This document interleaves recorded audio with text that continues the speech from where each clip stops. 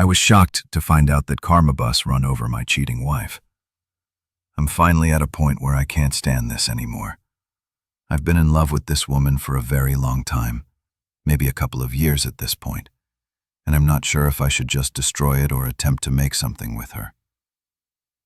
I met my ex-wife, her sister, when I was 23 years old, and the relationship developed very quickly. And by 26, I had my son and daughter and had gotten married. However, within months of being married, my ex-wife had an affair. But worse than that, the man she cheated with had gotten her into hard pills. After confronting her on this, she said she was going to get help, but instead she left in the night. I haven't heard from her in 4 years, and last I've heard, she's still with that guy and are homeless in Las Vegas. Not sure how true that is, but being focused on holding it together for the kids. I really don't have the time to chase her down, nor do I want her. After what she pulled, I ended up getting a divorce in absentia. I did, however, maintain a very positive relationship with my in-laws after the fact. Every other weekend, my kids stay over with their grandparents on that side, and they pretty much treat me like a son. I still go to parties at Christmas, and I'm reasonably liked by the family. Nobody talks about my ex anymore, mainly to not worry my kids. My oldest, my son, is very hurt by his mother leaving. He's 9 now, and I've had to get therapy for him after he told me he hoped his mother was dead. She had been getting verbally offensive toward the end, which was when he was around 5 or 6. Anyhow, in the year following my ex leaving, her sister and her boyfriend had started coming around a lot to see the kids. They knew I worked a lot and would babysit and call it practice, as they wanted to have children of their own. My kids loved them and were spoiled by them, which I didn't mind because we all needed a little positivity. They got married and were very in love. However, her husband was ended in a workplace accident shortly after the birth of their daughter. It has been extremely rough and painful for everyone involved, as one can imagine. I followed my sister-in-law's example and began to take her daughter to give her time to herself.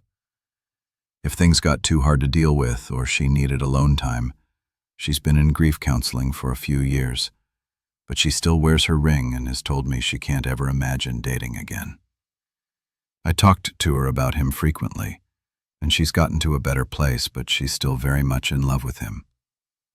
I can't imagine that sort of pain. Over the last 2 years, we've been a more constant figure in each other's lives. My kids love their aunt, and I have her over for dinner a couple times a week. My daughter and her daughter have become close and love being around each other, so they have sleepovers. I've moved on from my ex by this, but the idea of dating possibly someone dangerous as their mother has kept me out of the dating scene. I don't know when it happened, but slowly I began to get soft on my sale. She's a great mom for what she's had happen to her. She's one of the sweetest people I know, and her sense of humor always leaves me laughing and happy. Then I started realizing that I'm physically attracted to her. I've always felt kind of guilty about it because her late husband was a good friend, and since she's obviously is still grieving, so I've kept it to myself. Since Kobut started, we've been together a bit more because social distancing has had us lose contact with most other people. Nothing romantic has ever been discussed, and I try not to flirt. But last week it was very late, and after the kids went to bed, I made us a few drinks, not enough to get drunk, but she decided she'd rather spend the night. So I took my couch. I woke up to breakfast this morning, and the 4 of us felt like the sort of family I've always wanted. She even kissed my forehead, which is not something she normally does. I still didn't say anything, but after she left, I found my son quietly playing with his toys in his room. He looked upset, so I asked him if he was all right. He tells me, point blank in the way only a kid can, that he wishes sister-in-law was his mother. I sat down with him and asked him why he thought that way, and he gave a whole bunch of reasons for being nice to him, that she never yells about anything. He likes seeing her at his grandparents', and she draws pictures with him, which I didn't know they did. By the end of it, my heart that is already melting for this woman even more wound up when visiting, dropping them off with their grandparents. I tried to breach the subject with her folks to kind of feel around how people would see. I made a joke about she and I acting like a married couple sometimes, and they didn't laugh and were kind of standoffish. Friendly, but either they know something or they disapprove. It's getting too hard for me to ignore or pretend it's not getting to me. I'm in love with her either. I've got to end it and find some way not to think of her, or I have to find some sort of way to navigate through this situation and tell her everything. If anybody out there has any insight on how to approach a widow, especially one who is married to a friend, with this sort of intention, I could really use your help. Update. Shortly after making the first post, I remembered that my children were spent Sunday night over their grandparents' house, and typically when they do this, my niece, sister-in-law's daughter, will join them. I allow these bi-weekly visits because I think it's important for them to maintain a healthy relationship with their mother's parents and sister-in-law. Let her daughter go because she enjoys playing with my daughter. Well, I realized we'd both have a free night. Normally I just game or hit the gym an extra night, but I figured it would be the perfect opportunity to sister-in-law without the kids being around. So I sent her a text saying, "Hey, kids are out this Sunday. Was thinking you might want to get dinner." It was a fairly upscale place that reopened 2 months or so ago for outdoor dining. I never asked her out to dinner, and we're almost never alone, together or without a child in the other room. She says she'd love to. And so my panic starts setting in, because now I've got to actually act on my feelings. I ask her if she'd prefer meeting at my place and taking one car, or meeting at the restaurant. She says she'll come by my place first. I'm a bit more cleaned up than normal, dressed up but not overly dressed. She shows up and, my God, she's in a very nice evening dress. Makeup, not something she normally wears, really looking stunning. I must have been slack-jawed for a second. I had to be, LOL. We make a little small talk, compliment how we look, but I still don't have my nerve yet, and she isn't pushing the issue. Dinner is really wonderful. They had live jazz-type group playing. Definitely coming back to this place. She tells me this is the first time she's really had an adult social outing that didn't involve her daughter in a few years. And I mentioned that it's about as long for me. We're laughing, joking, talking, a little casual, touching here and there. I can't seem to find my nerve, though I'm afraid of ruining this moment. So I just submit to having fun. But as we're leaving, my mind snaps and I'm just like, duck it. And when we stand to go back to the car, I give her my arm and we walk back to the car, arm in arm. No awkwardness, nobody mentioning that it's happening. I open her door for her and I plan on driving her back to her car. As I open the door, she stops me, looking sort of nervous. She just outright tells me to stop and that she wants to kiss me. There was no alcohol at dinner, so this is all her. So I pull her in and we kiss. I can barely describe how wonderful it felt to finally touch her while the kissing goes on outside this restaurant, with her leaned against my car for at least a half an hour. When we finally break, we share a few more dreamy looks before we get in the car and drive back to my place.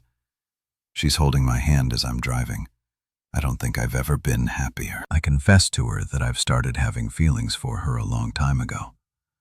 But what with the terrible things we went through, I didn't want to scare her away. She tells me that she's carried a torch for about 6 months herself. At that time, I had gone on a couple Tinder dates, and since we were just friends, I described what a mess of a time those dates were. She tells me she began feeling intensely jealous and angry that I was seeing these girls. It was about that time it clicked in her mind that she had somehow developed feelings for me.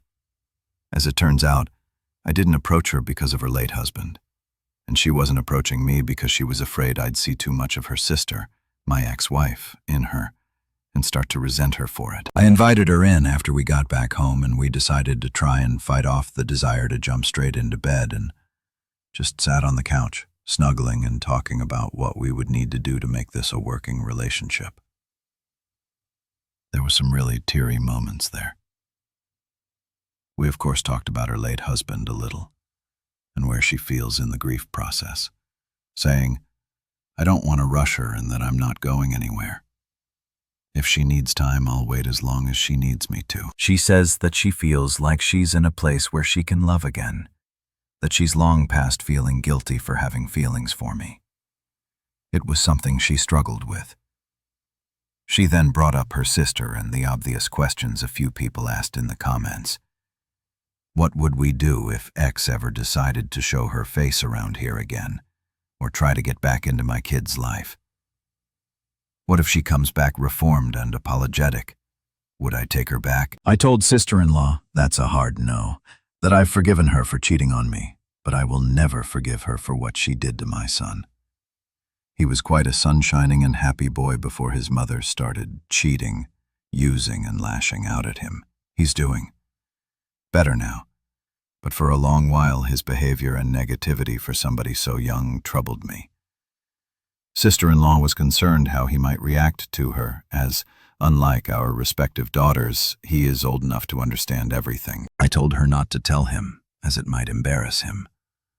But not too long ago he told me his wish, his aunt, was his mom. Instead, we said we were going to take it slow and now go too fast with things. But the kissing started again, and since we were in private this time, we gave up the fight to stay out of the bedroom. I've had fantasies throughout the duration of my feelings for her, and getting to pet her face in the morning was when I finally got to live out. Moving forward, we are going to establish date nights and work on building on our already strong foundation. When we inevitably tell our folks we're a couple, we're going to do it together, but that's where I'm at. That's it. That's my update. If this subreddit allows, maybe I'll do another to say how the parents, in-laws, and kids take the news. 2 years of wishing she was mine, and now she is. Better not duck this up. Update added. I forgot to add that I am referring to my ex-wife as Jessica, and my sister-in-law, who I had been calling Sil, to Sylvia because, funny.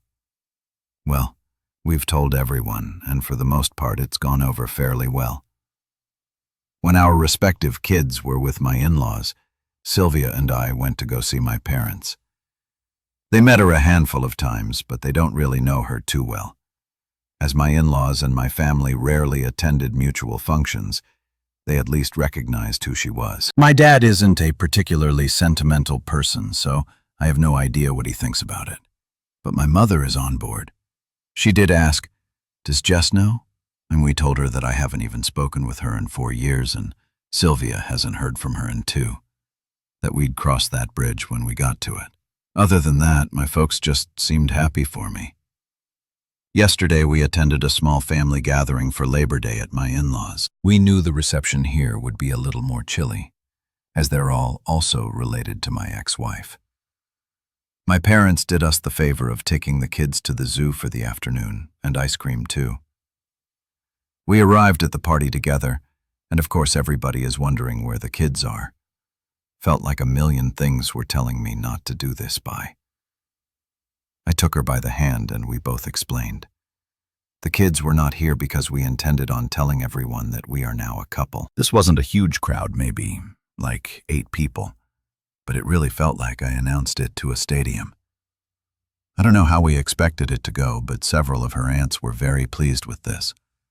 We got some hugs, at first. Nobody even mentioned my ex-wife. They were just happy because they had all settled on Sylvia just never dating again. It was only mother-in-law that caused any issues. She told the party that she knew we were an item because I was always giving her puppy dog eyes, and told them Sylvia talked about me non-stop. She asked for how long we had been dating in secret, and I told her only a week. She scoffed and told me that she didn't think starting a relationship off by lying would be a smart move. She then accused, albeit in a joking manner to the guests, that Sylvia and I had vanished at a pool party in June to smooch. Her mother and father asked to talk with us after the party and asked us just how serious things were, and like my parents, asked whether my ex-wife knew or not. When I said no, and that her opinion shouldn't matter given she abandoned her family 4 years ago. They said they would be more comfortable with everything if I was to tell Jessica that I am now dating her sister. They are both intensely afraid that my ex will return sober and renewed, make an attempt to make amends, discover that I am now in love with her younger sister, and relapse. It sounded to me as if they knew something I didn't, and as it turns out, Jess has been calling and talking to them for a year now, and they just haven't told me. I was upset. They kept this from me. Sylvia was very upset too, because not once after her husband's death has Jess ever tried to call her. They show me her Facebook profile, the one she blocked me from. And there she is, looking pretty normal, not like a burned-out husk. I have to admit that seeing her not looking like the obsessed she became when she left made me feel a little better. And Sylvia too. Her parents kept their contact with her a secret because she is ashamed of what she's done and feels that she's deserved to lose her kids, and then couldn't face them. After all that happened, Sylvia's parents gave me her phone number and asked that I please call her and speak with her. I told her that my feelings for Sylvia are real, and there is no chance I reconcile with Jess. Father-in-law seemed to nod in approval, but Mill honestly looks like she was hoping we'd fix things after we left. I talked to Sylvia about it, and though we discussed it before, a circumstance where Jess returns, we decided to revisit the conversation in light of these new revelations. I told Syl that I am in love with her. My whole heart is hers, and that my feelings of love for her are something deeper and stronger than anything I ever felt for my ex-wife. She ends up crying from the stress of the situation, anger with her parents for keeping secrets, and anger with her sister for not calling her or offering condolences at all after her husband's death. She then admits that she is afraid I might leave her if her sister returns, and I assure her this will never happen. It took some long hugs and a lot of kisses to smooth over the situation, but by the time we went to pick up the kids, we were holding hands together again and feeling more connected than ever. She's been spending the night at my place pretty frequently since we've been together, so the kids don't see anything. I've been setting my alarm for 5 in the morning, getting up and moving to the couch. Well, the morning after we decided to tell the little ones what is going on, our daughters seemed very happy, but they are too young to really grasp what's actually taking place. All they know is they can play together more. I did take my son aside, just me and him, and ask him if he was okay with this and what he thought about it. He asked if we'd all be living together. I told him maybe, someday. He asked if this made his aunt, his stepmom now, and I said he's free to call her what he's comfortable with, and I will respect it. And she would too, because we both love him. He then asked me a lot of questions about his own mother, things he had never asked me before, and I answered pretty much everything he wanted to know. I toned some of my answers down a bit. He's learned a little about the dangers of pills from school programs, and I was finally honest to that degree when I told him his mom had a problem and she made some bad choices. He asked me why his mother didn't love him, and that broke my heart. I assured him the best I could that his mother did love him. She had just made a lot of terrible mistakes, and that sometimes adults just don't do the right thing when they should. He asked me if I still loved her. I told him that I hoped she would get better and that I don't want her to be sick anymore, but that she hurt me and him so badly that I couldn't love her like I did before. I'm not sure he got all of that, but I tried explaining it to him the best I could. All that aside, he has been so much happier and less withdrawn since Sylvia has been with us, and he's always going out of his way to do all the typical kid stuff to impress her that I did with my own mom. At the end of the day, I still have that phone call with the ex to dread, but having Sylvia with me, being able to kiss her and hold her at night, it really puts some joy back into me that's been gone for a very long time.